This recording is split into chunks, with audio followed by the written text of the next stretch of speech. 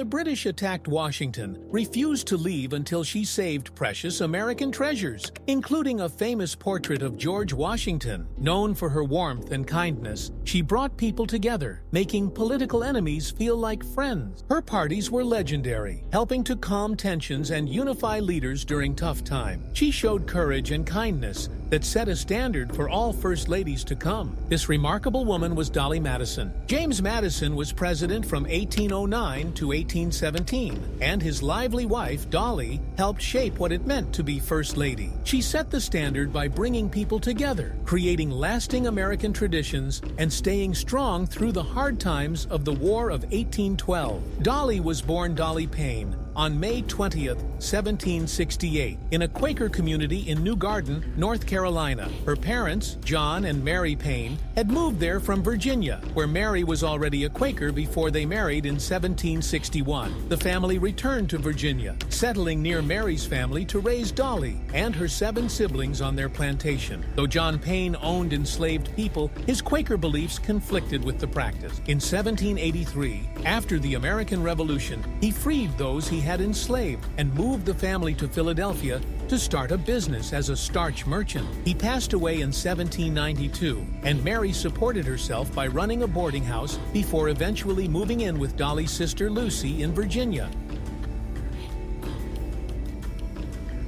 In 1790, Dolley married John Todd, a Quaker lawyer in Philadelphia, and they had 2 sons, John Payne, called Payne, and William Temple. After Dolley's mother left Philadelphia, her sister Anna came to live with them. However, in 1793, a yellow fever epidemic swept through Philadelphia, taking over 4,000 lives. Tragically, Dolley's husband and son William both died from the disease on the same day, leaving her a widow at just 25 with young Payne to care for. Not long after, Dolley met James Madison, a delegate to the Continental Congress. In 1794, James, a 43-year-old bachelor, asked his friend Aaron Burr to introduce him to the well-liked Dolley. Despite their 17-year age difference, Dolley accepted James's proposal several months later, and they married on September 15, 1794. Because James was not a Quaker, Dolley had to leave her Quaker faith to marry him. By 1797,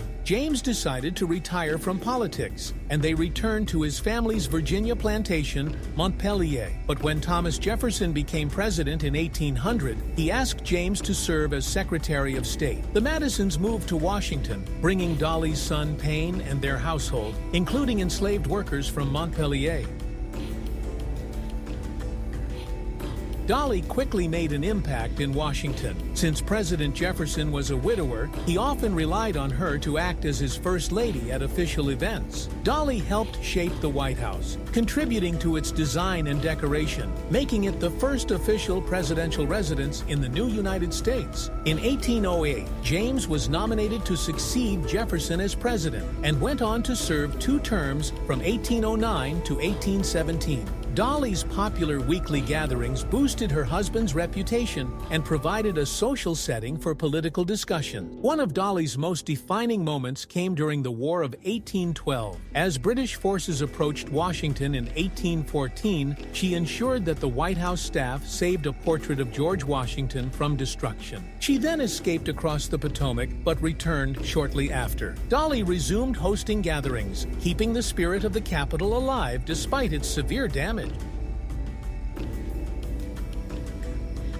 In 1817, James Madison retired from public life, and he and Dolley returned to their Montpelier plantation in Virginia, where they stayed until his death on June 28, 1836. Dolley's financial situation was strained due to the troubles of her son, Payne Todd. In 1830, he was sent to debtor's prison in Philadelphia, prompting the Madisons to sell land and mortgage half of Montpelier to cover his debts. After James's passing, Dolley dedicated a year to organizing and copying his papers. Congress allocated $55,000 to pay her for editing and publishing 7 volumes of the Madison Papers. During this time, her son Payne and her sister Anna supported her. In the fall of 1837, a year after James's death, Dolley returned to Washington, moving into a house on Lafayette Square. She left Payne in charge of Montpelier, but his struggles with alcoholism made it difficult for him to manage the plantation. Dolley first tried to sell James's papers to support her son, but when that didn't work out, she ultimately sold Montpelier and its remaining enslaved workers. Dolley passed away in her Washington home in 1849 at the age of 81. Initially buried at Congressional Cemetery, she was later reinterred at Montpelier, resting alongside her husband. If you enjoyed this journey through history and want to learn more about incredible figures, don't forget to hit that subscribe button. Like this video, leave a comment sharing your thoughts, and share it with friends who love history too. Your support helps us continue exploring fascinating stories that shaped our world. Thanks for watching, and we'll see you in the next video.